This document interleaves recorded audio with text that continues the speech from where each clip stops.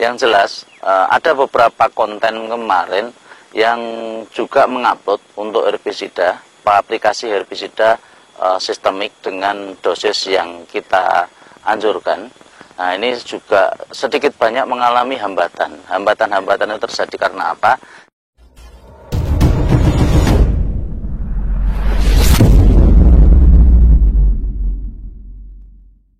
Assalamualaikum warahmatullahi wabarakatuh. Kemarin dari beberapa viewer kita meminta untuk kita mereview lagi lahan dari Katak Mini yang kita aplikasikan dengan herbisida sistemik.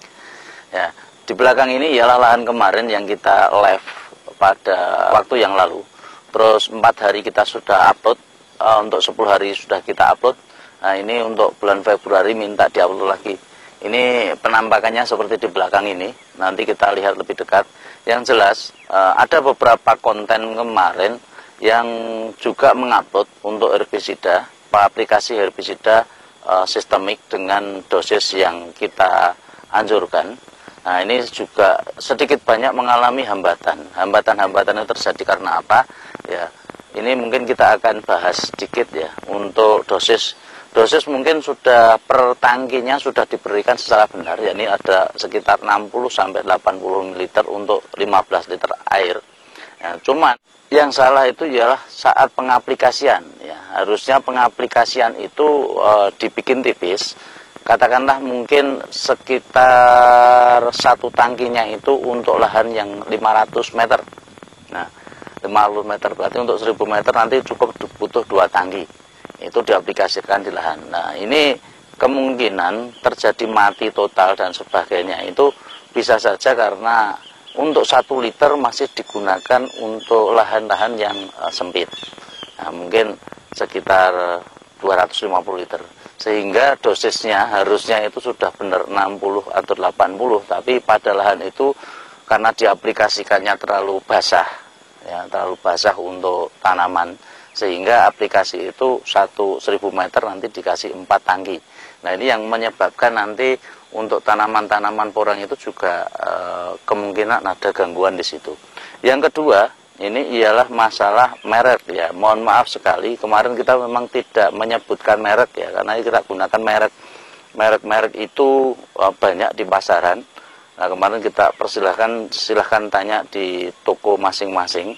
Yang jelas ada beberapa merek yang saya lihat kemarin itu memang mengalami gangguan karena salah satu produk itu kandungan dari sistem kontaknya itu lebih tinggi ya, daripada yang sistemik, sehingga ada merek-merek tertentu ternyata itu mengalami permasalahan. Nah, ini tolong nanti dijamkan untuk teman-teman. Yang jelas yang kita pakai ialah merek yang berinisial R1. Yang kedua kita menggunakan merek yang berinisial P, itu yang kita gunakan. Itu nanti untuk aplikasinya kita masih aman ya. Untuk merek-merek tertentu yang kemarin ada teman-teman yang mengaplikasikan kebetulan ada masalah ya. Kemungkinan masalah itu saya belum tahu dan kita juga belum mengalami karena kita menggunakan beberapa merek itu tidak ada masalah. Nah, yang jelas itu aplikasinya coba nanti perhatikan, jangan sampai nanti dosisnya sudah pas tapi diaplikasikan pada lahan secara banyak ya, secara otomatis dalam lahan itu sudah aplikasi pas cuman dikucurkan terlalu banyak sehingga dosisnya itu sama dengan tinggi lagi ya, ini yang jadi permasalahan. Nah, untuk lahan-lahan yang dari Katak Mini ini untuk alhamdulillah sudah saya melihat di sini ada yang tunas kedua, tunas ketiga, ada yang sudah mulai sampai tunas ketiga ya, sudah mulai bermunculan. Dan untuk gulmanya sebagian masih juga ada, semakin sudah sebagian mati, ini sudah mulai tumbuh lagi karena yang kita aplikasikan di sini itu lahannya dari atas sana itu banjir. Nah, rumput-rumputnya, biji-biji rumputnya biasanya masuk di sini. Nah, ini yang menjadi masalah. Terus untuk pertumbuhannya ya pada dasarnya masih aman. Nah, mungkin bisa kita lihat langsung ya dari sini. Ini untuk aplikasi ya, untuk lahan-lahan yang dari Katak yang kita aplikasikan kemarin. Nah, ini pada dasarnya masih oke, tidak ada masalah. Untuk tunas-tunas yang baru sudah muncul ya, yang enggak kuning-kuning itu. Yang ini yang tunas yang kita aplikasikan. Yang di ujung sana ialah yang sudah dulu-dulunya ini sudah mulai hijau-hijau semua. Ya, untuk aplikasi ini dari kata ini ya, kata 400 kemarin ini.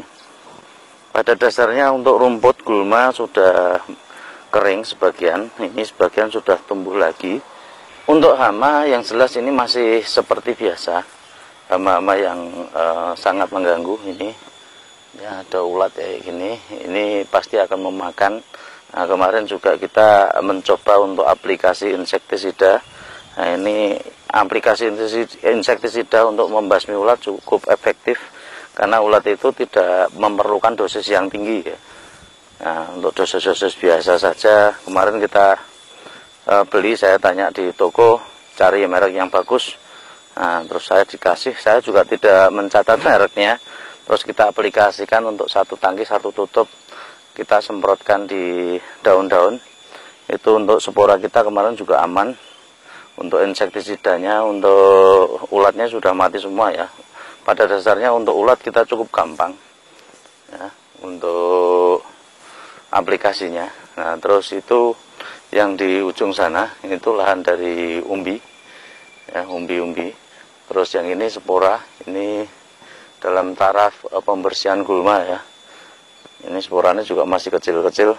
Nanti kita coba review juga untuk lebih dekat untuk spora, untuk kata super yang kemarin kita aplikasikan. Ya, ini juga herbisida kemarin. Ini pada dasarnya untuk kata yang super, sungguh luar biasa, tidak ada masalah sama sekali. Dan untuk yang di ujung ya, yang di seminaungan itu, untuk batang-batang sudah seperti umbi, ya. Perkembangannya seperti umbi. Ya, ini untuk yang di lahan tanpa naungan cukup lumayan. Saat ini sudah mulai tunas-tunas yang baru, yang besar-besar sudah mulai muncul. Nah, ini untuk kemarin ada juga pertanyaan yang di Bali porangnya mati ya. Setelah hasil fotonya ternyata memang matinya itu pada tunas-tunas pertama. Ya, tunas pertama seperti ini. Itu tunas pertama mati, itu sudah hal yang wajar. Sudah tunas kedua muncul, tunas ketiganya sudah muncul. Ini pada dasarnya gampang. Pembersihan ini masih dilakukan ya, continue terus. Ya, yang jelas untuk gulma-gulma yang nantinya mengganggu ya kita bersihkan. Selagi kita masih ada, kita masih bisa berjalan. Nah, nanti kalau sudah terlalu lebat, untuk kata-kata yang kemarin ya, kata-kata super yang di bawah naungan ini batangnya juga sudah luar biasa. Nah, ini batangnya sudah besar sekali. Untuk ini dari kata super ya. Terus ini ada tunas. Nah, tunasnya mungkin mengecil. Nah, ini bisa saja ini tunasnya mengecil ini karena tunas terakhir, atau mungkin juga tunasnya ini perakaran terganggu. Nah, ini ada juga pertanyaan kemarin untuk masalah tunas kedua nih kok tambah mengecil.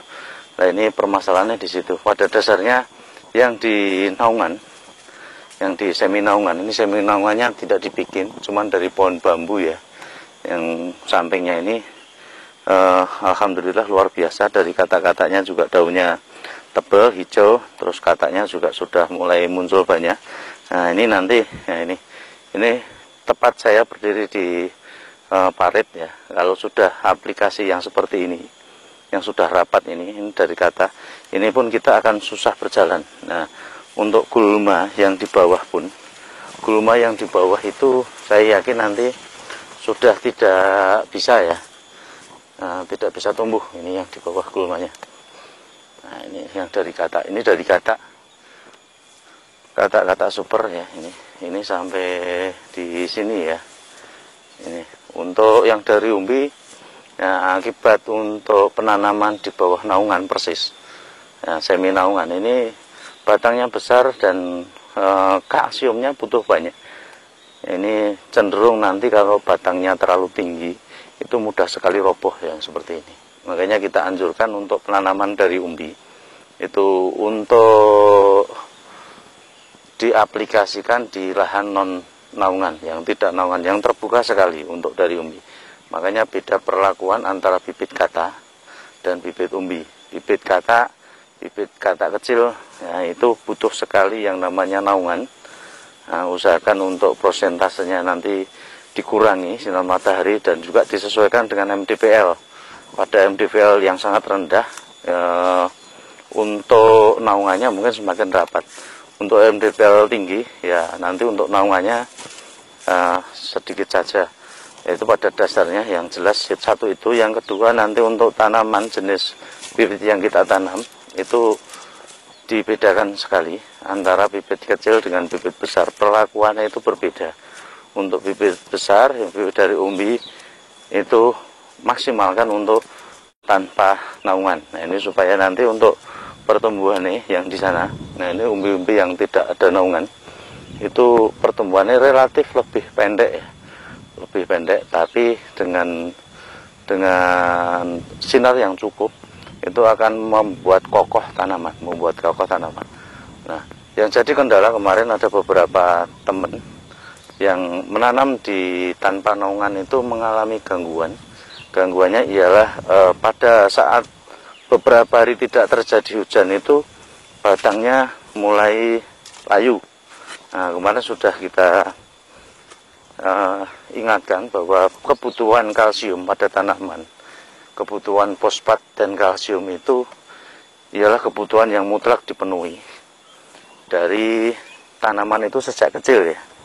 Sejak kita tanam. Nah, usahakan membuat cetakan-cetakan seperti ini yang kata 400. Membuat cetakan-cetakan yang nantinya akan menjadi cikal bakal dari pembesaran umbi. Dan ini kalau sudah dari tunas pertama, saat waktu awal kita sudah maksimalkan, insya Allah nanti untuk batang-batang yang sudah besar dan calon nanti untuk tunas kedua, tunas ketiga dan sebagainya itu sudah tidak terganggu sama sekali. Nah, ini untuk spora ya. Untuk spora kita coba review juga. Ini lahan-lahan yang tanpa naungan. Ini sedikit banyak, mungkin rumputnya luar biasa. Walaupun kemarin kita sudah aplikasi dasar dengan herbisida sistemik dan plat tumbuh, tapi karena lahannya itu diguyur air ya, dari semak-semak sana, itu kemarin air itu masuk ke sini semua, sehingga biji-biji pun juga masih banyak yang masuk ke sini. Ya, ini alhamdulillah pada dasarnya masih tumbuh kecil ya. Ini sekitar 1 bulan untuk spora. Dan untuk yang spora yang semi naungan, ini di bawah pohon, yang di bawah pohon pada dasarnya bagus sekali. Nah, ini pada dasarnya rata. Nah, ini makanya kita berikan perlakuan untuk bibit-bibit yang kecil seperti ini, itu usahakan untuk ke semi naungan, mengurangi sinar matahari dengan persentase tertentu, sesuaikan dengan MDPL. Untuk MDPL rendah, di bawah 100 mungkin lebih baik menggunakan paranet yang sekitar 65%. Untuk 100 sampai 200 nanti 55%. Ya, untuk semakin kecil mungkin tidak menggunakan paranet tapi menggunakan waring. Nah, itu untuk MDPL yang tinggi pada dasarnya supaya pertumbuhan nanti akan aman. Dan untuk tanaman dari spora ini usahakan, karena hamanya itu ulat, itu paling banyak ulat. Nah, kalau hama itu begitu menyerang pada daun, nah ini batang atau daun yang ada di sini, itu nanti akan langsung habis ya, kepotong.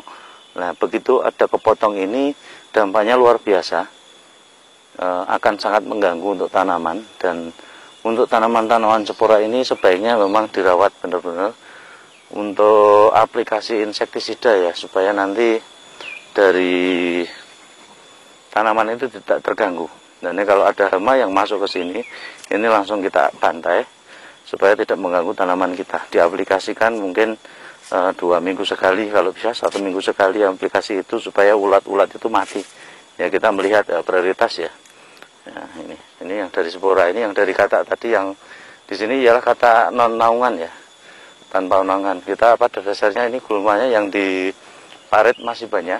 Nah, kita sudah tidak bisa masuk, ini dibiarkan saja. Nanti setelah Durman sambil kita ngambilin kata ya, sambil kita ngambilin kata-kata nanti kita merawat di situ. Paling juga kita kasih semprot dengan herbisida sistemik supaya bersih. Nanti pada waktu panen kita tinggal panen. Ini untuk umbi ya, ini untuk kata-katanya juga cukup lumayan. Ini sampai batang-batang juga masih ada. Ini sekitar 1.500 batang ya yang kita tanam di sini. Sekitar 1.500 batang yang ditanam di sini. Mudah-mudahan nanti panennya berkah melimpah. Nah, kita harapkan nanti ini dari umbi 1 on sampai dengan 1 kilo masih dicampur. Yang 1 on yang kecil ini kemarin ditempatkan di lahan-lahan non-naungan, yang besar-besar malah kemarin yang tadi yang ambruk-ambruk itu ditaruh di naungan. Ini ada kesalahan yang mungkin nanti menjadi pelajaran bagi kita semua. Nah, ini ya untuk aplikasi herbisida lagi kembali, kita sudah memenuhi permintaan dari rekan-rekan viewer yang ada kemarin untuk bulan Februari minta di review lagi. Ini untuk hasilnya pada dasarnya masih oke ya, tidak ada masalah. Ini aplikasi yang kata yang kita tidak pakai mulsa, ini pertumbuhan dan gulmanya seperti itu. Kita cara ngatasinya terusan ya pada dasarnya sudah kelihatan bersih. Mungkin dari saya cukup itu. Terima kasih. Bila ada salah kata mohon maaf. Bila itu walhidayah. Wassalamualaikum warahmatullahi wabarakatuh.